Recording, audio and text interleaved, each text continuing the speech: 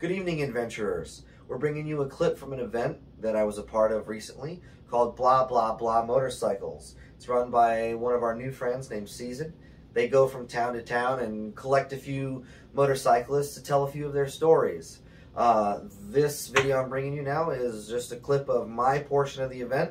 I really had a good time. I met some new people and got to tell stories with some old friends as well. So without further ado, enjoy the story.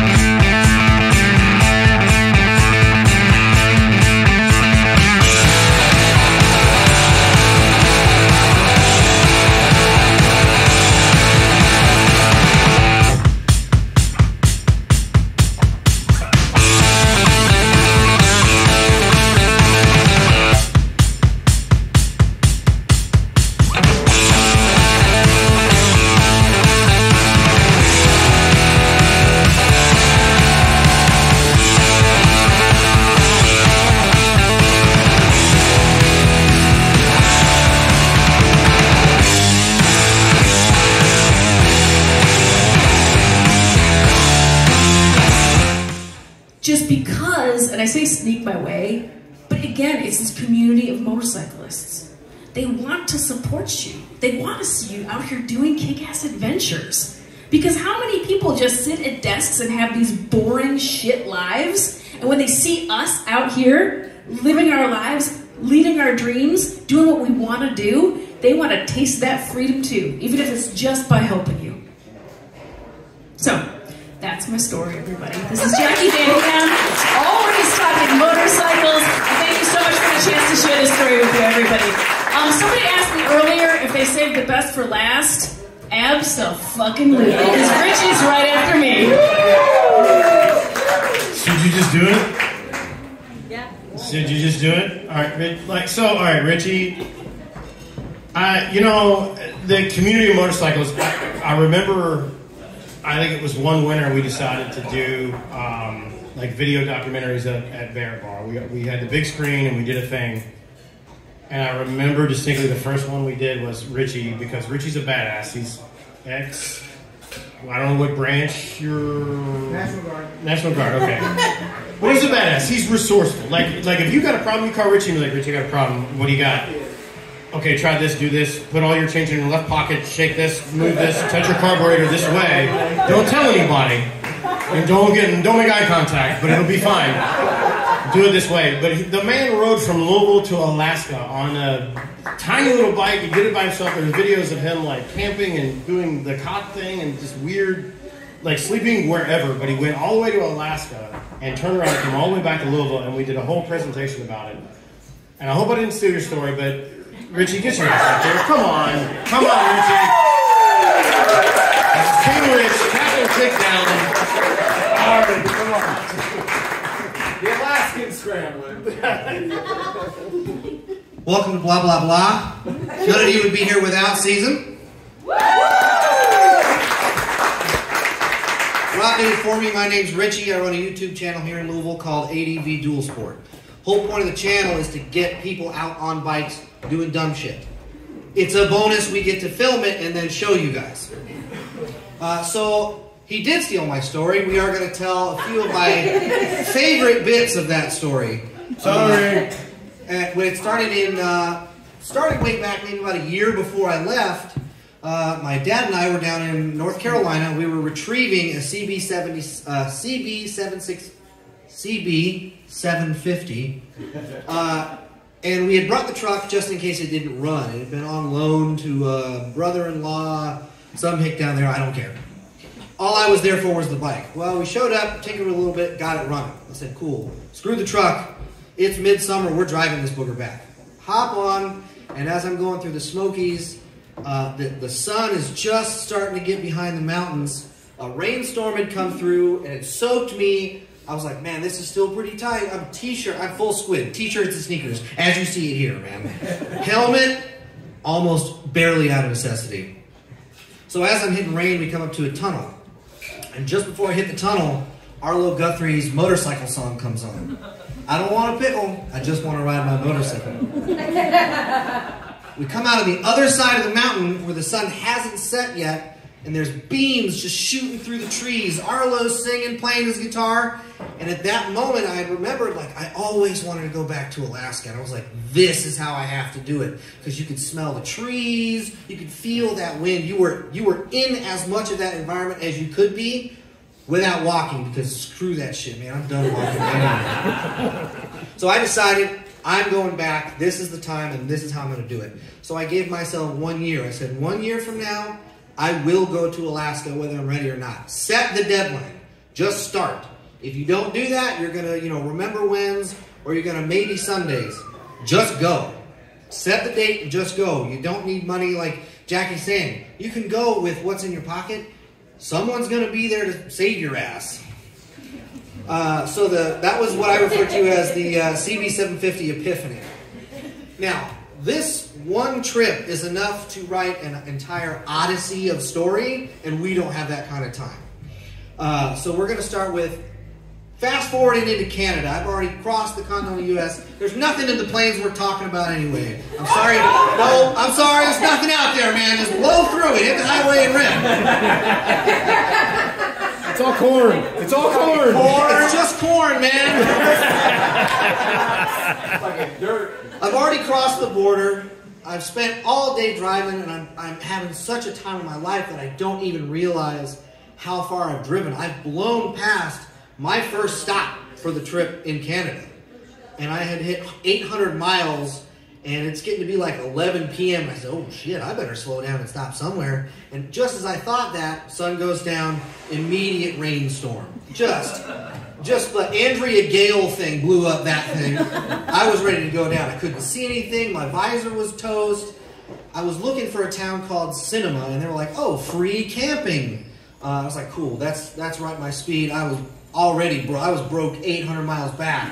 So free was me. I'm blowing past it, and I see what looks like a trailer park. I'm like, wow. Wow, that's neat. And I see the sign. There's a road sign that says, you just missed Cinema. I was like, oh, shit, no. I say, hey, beggars can't be choosers. Let's finna whip this hoe straight back.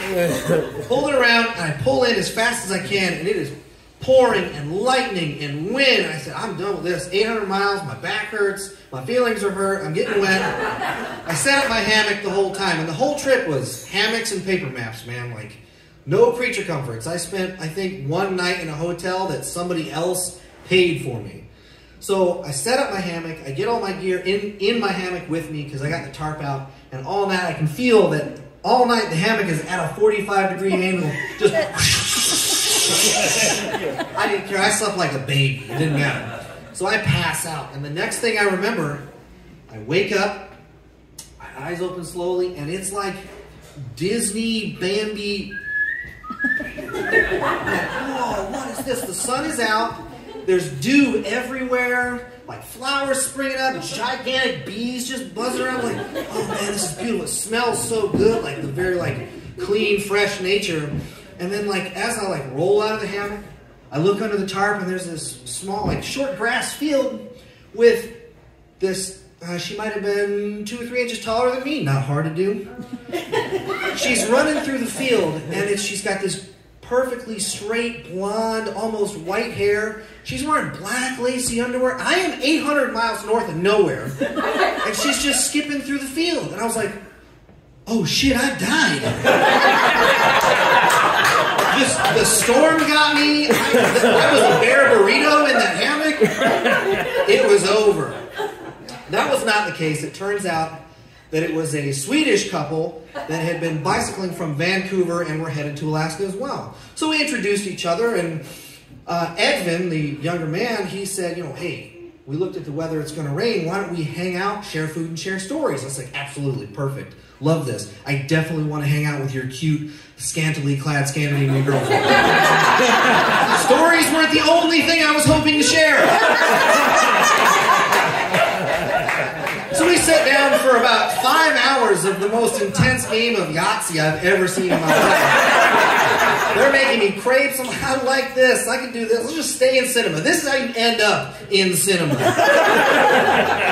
That brings my next point. The town, we're going to use that word very loosely. Town was called Cinema, and it's this one large building, brick building, and it was the town hall, police department, and convenience store with a fireworks store underneath it. There was one other actual house. I'm going to guess that's the mayor.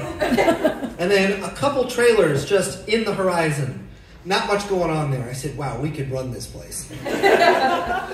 So as we discussed it, like, you know, we've been on the road for very long. Like, it took us about 2 weeks to get here on the bicycles. Like, but it was a beautiful journey. Like, how long did it take you? I was like, dude, I was in Seattle yesterday. You should try a motor, man. It's a lot faster. So we get to, you know, midday, sun's coming out. We're like, you know, none of us have really bathed. Let's see what they got for bathing facilities. They just shook their heads no. They're like, not going to happen. They said, there's a faucet outside. I was like, I'll take it, man. There's like a spigot coming out of the police department townhome mayor's house, and it's just at about head level. And I was like, I can make that work. I've done more with a lot less. So we turn it on, and what they needed to do was, because they bicycled there, they had just bags full of water bottles. They're like, we're going to fill up our water bottles. I'm like, cool. So we turn the spigot, and it comes out. It's like foamy brown. It smells like sulfur. I was like, listen, that's all you? I'll just die. So I told him, I was like, hey, on my way in to cinema last night, I noticed that there was an overpass over an absolutely gorgeous creek. Let's get natural. Let's get comfortable. Let's head to the creek. And we'll wash up like, oh, it's, you know, it's a couple miles on a bike. We might just go. I was like, I'll just take you guys one at a time on the bike. Down and back. Again, motors are much nicer on the legs. I said, yeah. So Evan, he is like about yay tall, absolutely hairless. I don't know if it was like an alopecia thing or he just wanted to be quick on the bike. And he's got this gigantic duffel bag of just regular ass water bottles. Not like now jeans, no water bags, just shitload of water bottles. He's on the back of my VT500 Shadow from 1988. There's not a lot of room in that rear seat. He's right about here. He is inside me at this point. I was like, Evan, that better be a water bottle, man. I don't know you that well. I mean, it's a package deal. We can work on it, but I don't do solo work. So we head down, we find the creek. Too many of you like that a little too much.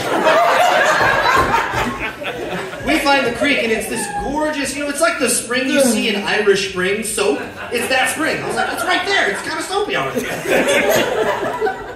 First things first, Evan starts filling up his bottles, and we're making sure there's nothing in there like old tires and stuff. It's the middle of nowhere. That water is beautiful.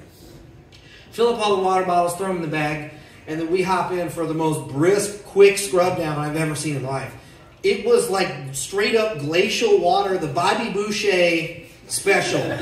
Soaping it up. Oh man, best time of my life. We finish up, we rinse off, and we're just kind of hanging out. We walk back up to the road. Now, I'm going to preface this with this other guy bicycled to this spot for the last 2 weeks. I start huffing up that hill. I was like, oh, God, jeez. And my head's down. I'm just walking down. Evan's a little bit in front of me, and he, right as we get to the road, he puts his hand in front of me to stop me. I was like, what's up, man? I look up. We're about 40 feet from the bike, and another 40 feet past that, biggest fucking bear I've ever seen. Instantly, I was like, homie, bike chair. If that bear comes this way, I'm going to give him a little of the old rooskadoo. He's going down because I'm not going to outrun the Swedish guy that bicycled here. Plus, if Evan's out of the picture, Kaisa's on the menu. You know what I mean? Sorry, he left. I've got a bike. If you want to pedal or not. Bear looked directly at us. Not even a problem. He said, yeah, just more white people. He sauntered off in the woods. Now, that's part one of the Swedish bath story. Woo, we calm down. Oh, my God, that's crazy. We head back to cinema. As we're rolling in, Kaisa, his girlfriend at the time, had attempted the sulfur bath. The once perfectly golden straight hair is now out. She looks like Doc Brown from Back to the Future. She's just in there.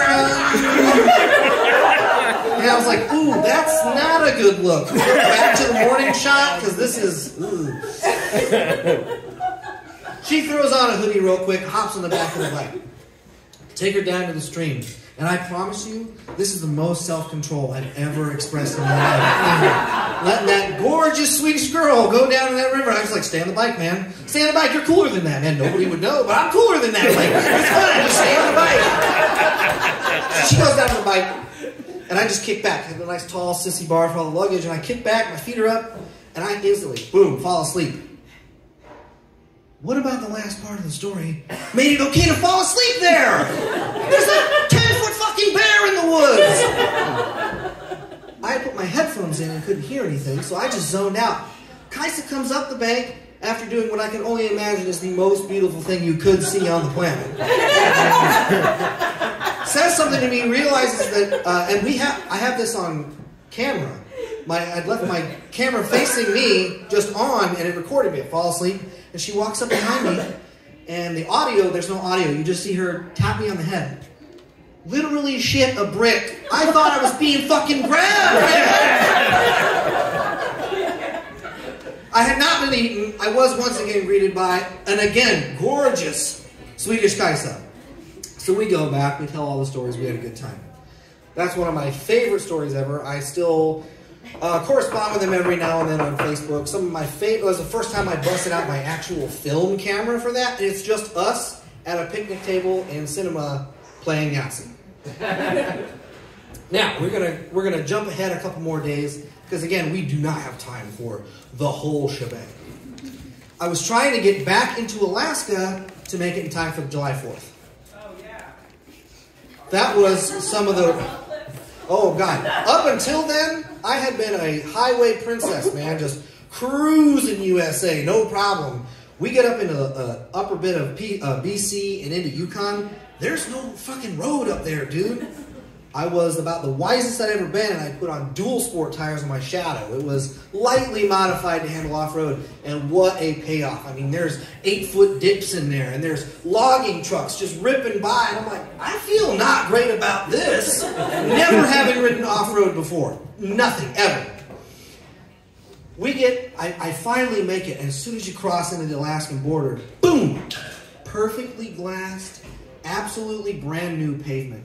I'm having a grand old time. But I don't have any fuel. I said, oh, this is not good. The first fuel station I see is a little cabin run by Ma and Pa, and there's 2 fuel pumps from the 50s that you're like hand cranking. You're like, come on, just a little dribble, that's all I need. As I go up into the cabin, I prepay for my fuel, I come back down, and I'm standing there, full of regalia. My little bike has way too much bullshit on there. Way too much.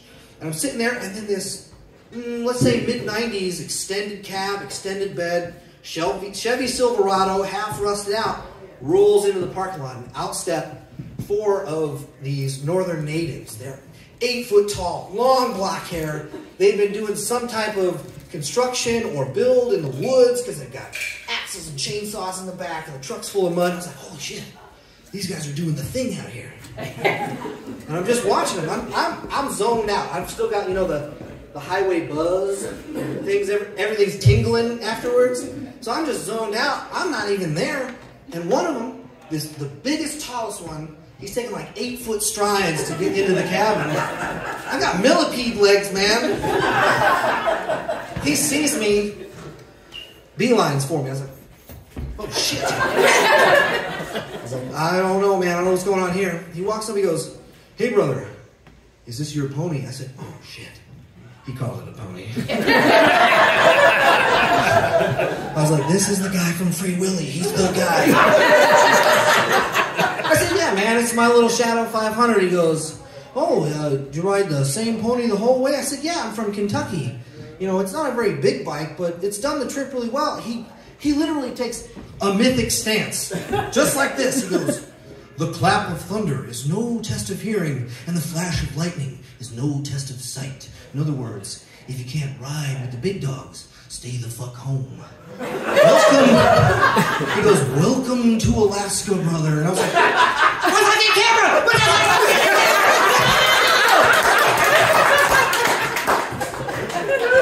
Missed it all. Hands down my favorite story to tell ever. Love it. And then with just as mystically as he appeared, they were gone. I was like, I will never see those people again. Fast forward a couple more days, we'd gone into central Alaska, up into Tok, and then back down to Anchorage. I was born in Anchorage. I wanted to visit. I swear to God, I felt like I was driving to Louisville. I was like, I did not just drive 5,000 miles to hang out in downtown Louisville. What the fuck is this? So I said, fuck this. I need to get out of here. This is not the vibe. Hit up Highway 1 that heads towards Seward, and I found this cool log cabin restaurant that had been like hand-hewn, had hand-carved totems and these gigantic doors. I said, that's what I want. Then we got some like amazing local fare there. I bought a Philly steak, man. I said, I gotta try one everywhere I go, and I was serious. So I'm sitting there and I'm watching over Chugach Bay, literally see belugas cresting into this bay, having the time of my life, and I turned my phone on for the first time in a long time. Hook up to their Wi-Fi, instant ape shit on the phone. I was like, oh shit, what the fuck is that about? Richard, the man in the gray sweater, has had a massive grabber, my dad, on the trip of a lifetime. And I said, oh, come on, man, this is bad timing. So, with a heavy heart, I was gonna ride back. I said, no, just in case, ditch the bike. Sold it for almost nothing. Still in contact with that man. He has sent me the most amazing pictures of that bike just getting more feral. Because as he's owned it, there's more like horns attached to it every time. I was like, we gotta train that thing, man. It's gonna get mean real quick. Sold it to him for nothing, hopped on a plane, and before all that I figured like the flight back to Chicago was gonna be, for some reason, like 8 times more than going to where my buddies live in Kansas City. I was like, I'll go to Kansas City, get a ride up Chicago. They know me, they handle me well. So I do that, and he's like, hey man, I saw this bike for sale. I was like, I got a little bit of extra money, man. I bought an XL 250. I was flying the hog for adventure biking. I was like, I want to get dirty now. But I still need some wheels to get back up home. They said, even better, man, like we heard about your dad. You can throw the bike in the back of our trailer, and we're going to go up to Wisconsin. Now, my father lives just over the border in Indiana from Chicago, right on the tip of Lake Michigan. So, Wisconsin, pretty close. Milwaukee. Yeah, it's close enough. It's better than like 15. So we hiked the trailer up there, and they are headed to a moped rally, which I had been frequented to the years of my life. All of my moped friends say hi. Hey! And just for shits and giggles, let's hear the ADV Moto Monday crew. So they said, hey man, we heard about your dad. Like, we're going back to Michigan, and we're going to go right past your dad's house. You can throw in the back of the truck. Same concept as every single one of these stories. You needed help. It was there. The people, you don't even have to ask at this point. Yeah. Social media takes care of that for you. They see a biker in need and they make it happen. Now, there are 2 people here that were in that group of girls. They had rented a truck, gone to the rally, and offered to take us back. That would be Megan and Kimmy. Megan introduced me to Kimmy, and the first words out of my mouth were, you want to get naked?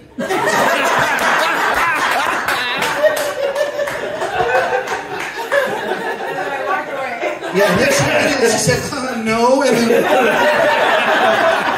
said, yes. Fast forward to the next day, the rally was over, we were headed home. Guess who's curled up in my lap?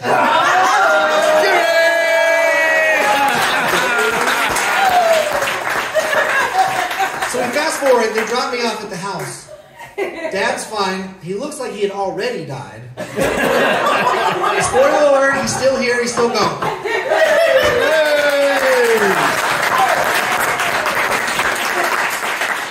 We're gonna fast forward even more because I just had to get more of that girl from Milwaukee.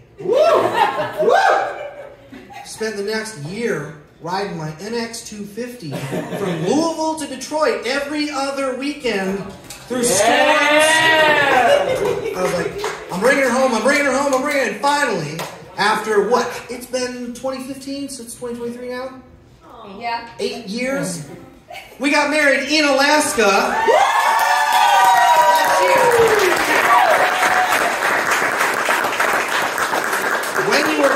When you are going on your adventure, you're where you're supposed to be. Just vibe. Don't plan, riff. Your friends are going to be there. And if your friends are dumb enough to come with you, make sure you turn your camera on. No,